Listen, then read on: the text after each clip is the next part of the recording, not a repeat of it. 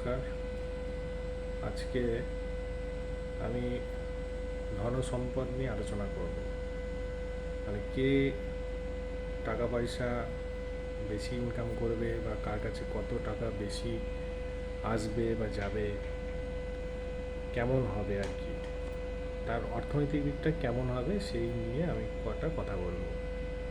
তো বিশেষ করে লগ্ন থেকে দ্বিতীয় ঘর যেটা আছে সেই ঘরটাই হচ্ছে ধন সম্পত্তির ঘর।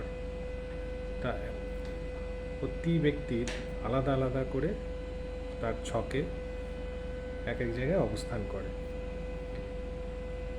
কারোর দেখা যাচ্ছে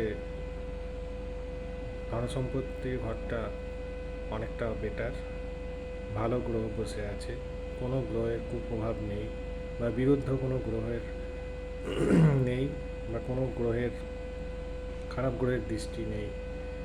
এইসবগুলো দেখে বিচার করে বলা যায় যে তার অর্থনৈতিক অবস্থাটা কেমন বা সে আগামী দিনে কতটা অর্থ ইনকাম করতে পারবে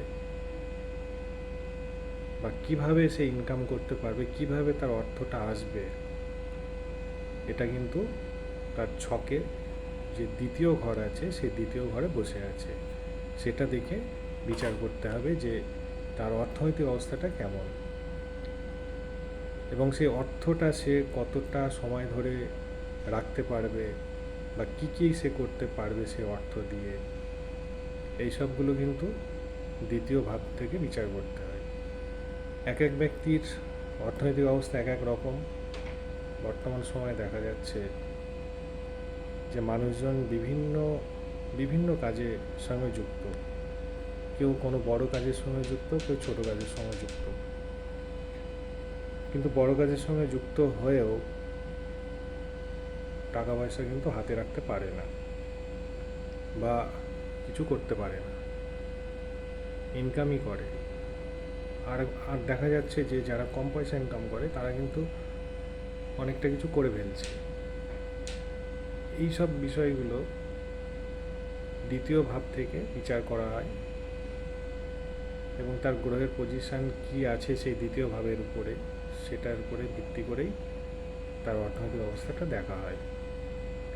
তা আপনারা জ্যোতিষ পরামর্শ নিন এবং আপনাদের অর্থনৈতিক অবস্থা কেমন হবে আগামী দিনে, বা কিছু করতে পারবেন কি না, অর্থ জমাতে পারবেন কি না, সেই সব সম্বন্ধে জ্যোতিষ পরামর্শ নিন।